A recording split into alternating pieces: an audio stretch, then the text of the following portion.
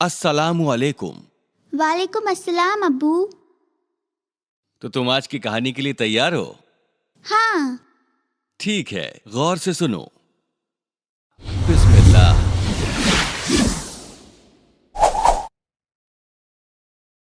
पैगंबर यूसुफ अलैहिस्सलाम और बादशाह का ख्वाब।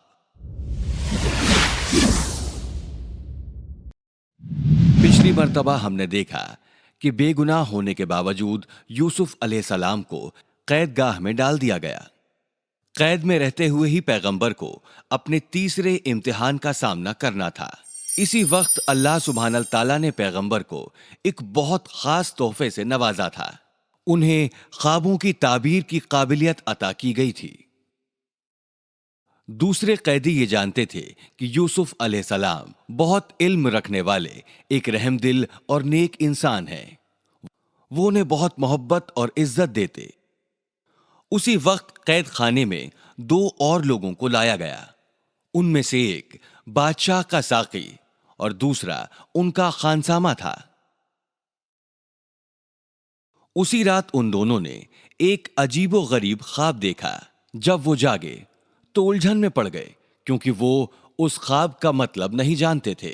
अगले दिन जब उन्होंने पैगंबर को देखा तो उन्हें एहसास हुआ कि ये कोई आम मुजरिम नहीं है। वो उनके पास गए और उन्हें अपने ख्वाब के बारे में बताया। मैंने एक बहुत अजीब ख्वाब देखा। मैंने देखा कि मैं एक जगह खड़ा हूं और मेरे सर के ऊपर एक रोटी रखी है। वहां दो चिड़ियां हैं जो मेरे सर के ऊपर रखी रोटी खा रही हैं। ये सुनने के बाद पैगंबर ने सबसे पहले अल्लाह सुब्हानल ताला का नाम लिया। फिर उन्होंने उसे उस ख्वाब की ताबीर समझाई। ख्वाब की ताबीर ये थी कि खानसामे को सूली पर चढ़ाया जाएगा जब तक कि उसकी मौत ना हो जाए। फिर पैगंबर ने बादशाह के साकी से उसके ख्वाब के बारे में पूछा। मैंने देखा मैं महल के अंदर खड़ा हूँ, साकी ने कहा। और बादशाह का जाम भर रहा हूँ। पैगंबर ने कुछ देर इबादत की और फिर बोले कि साकी जल्दी ही आजाद हो जाएगा और वो बादशाह की फिर खिदमत करेगा। पैगंबर ने साकी से कहा कि वो बादशाह से उनके बारे में बात करे और उन्हें बताए कि एक बेकसूर इंसान को कैद में रखा गया है जिसका नाम यूसुफ है। ख्वाबों की जो ताबीर पैगंबर ने बताई थी वो सही हुई। खानसामे को सूली पर चढ़ाया गया जैसा कि पैगंबर ने कहा था। साकी भी महल में वापस लौट गया,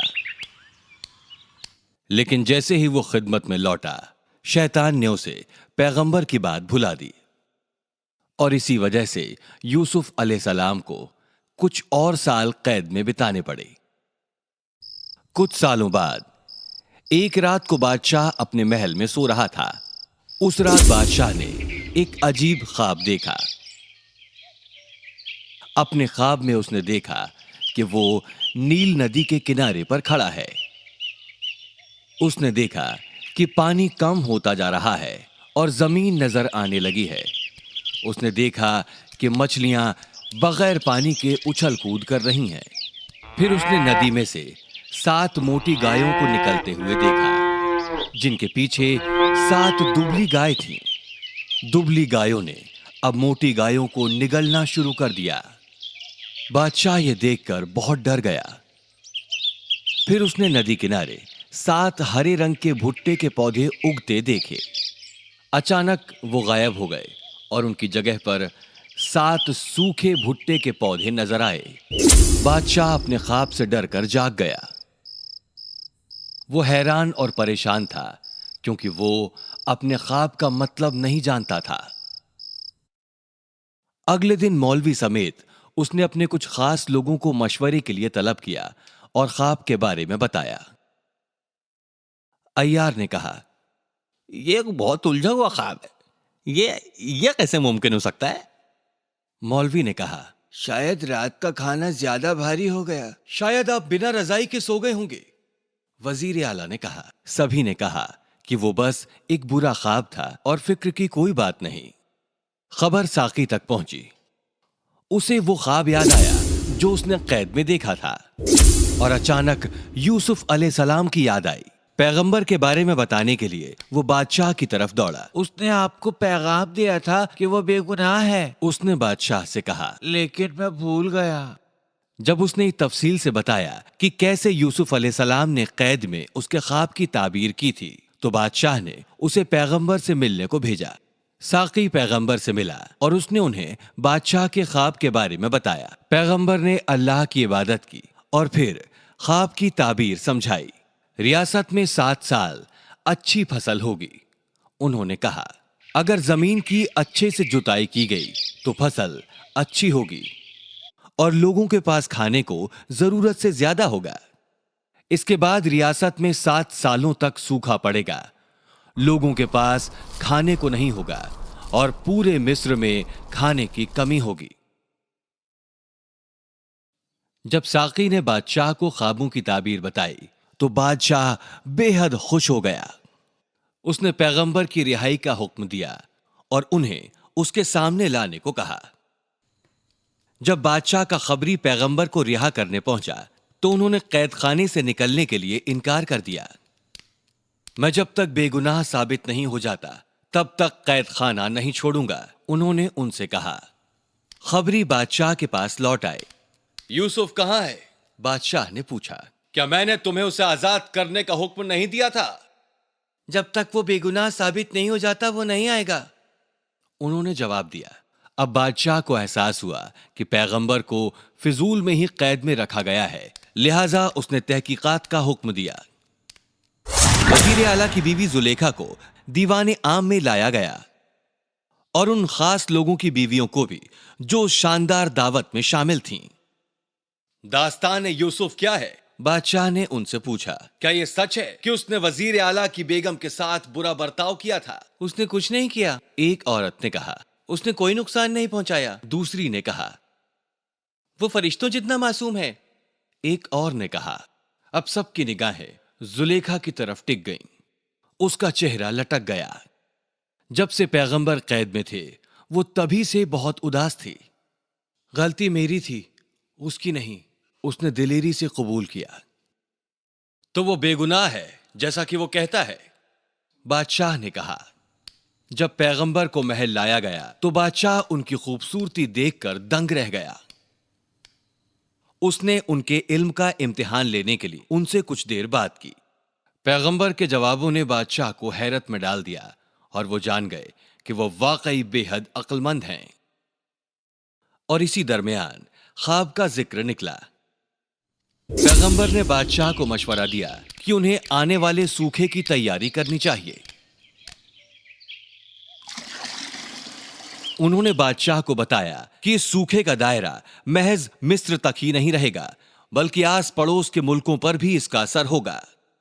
بادشاہ نے پیغمبر کو اناج کی دیکھ ریکھ کے لیے تعینات کیا۔ ملک میں فصل کی دیکھ ریکھ اب ان کی ذمہ داری تھی اور آنے والے سوکھے کی تیاری بھی۔ وقت کا پہیہ اب گھوم گیا تھا۔ پیغمبر جو کچھ مہینوں پہلے قید میں تھے اب مصر کے سب سے اعلیٰ افسر تھے۔ 7 اچھے سالوں کے دوران پیغمبر نے فصل کا اچھی طرح خیال رکھا، بہت اچھی طرح کھیتوں کی جتائی کی اور اناج کو جمع کر لیا۔ انہوں نے پوری مستعدی اور وفاداری سے اپنا فرض نبھاتے ہوئے آنے والے برے سالوں کے لیے اناج بچا کر رکھ لیا۔ پھر کیا ہوا؟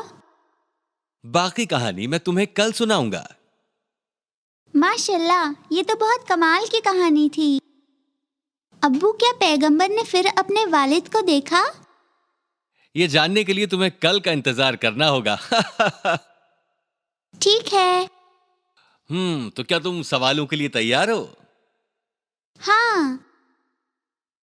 ٹھیک ہے، مجھے بتاؤ، پیغمبر کی ہی طرح قید کیے گئے 2 لوگوں کا پیشہ کیا تھا؟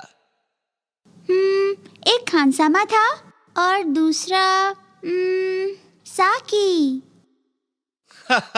یہ صحیح ہے۔ اور اب مجھے بادشاہ کے خواب کے بارے میں بتاؤ۔ بادشاہ نے خواب دیکھا کہ وہ نیل ندی کے پاس کھڑا ہے۔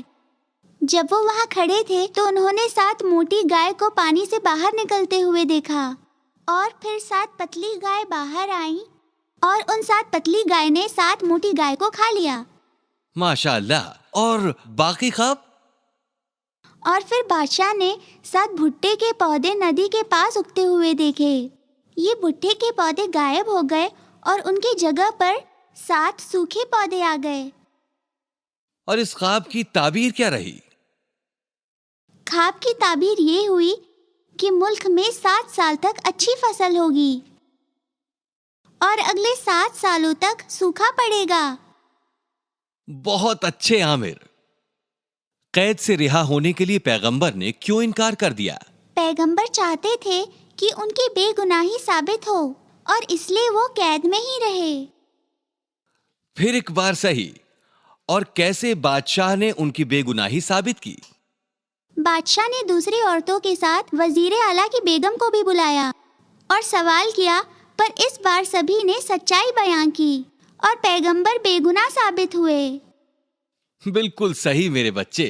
और अब आखिरी सवाल, बादशाह ने पैगंबर को कौन सा ओहदा दिया? पैगंबर को अनाज की देखरेख का जिम्मा दिया गया। माशा अल्लाह, तुमने सारे सवालों के सही जवाब दिए। आज के लिए इतना ही। मैं तुम्हें बाकी कहानी कल सुनाऊंगा।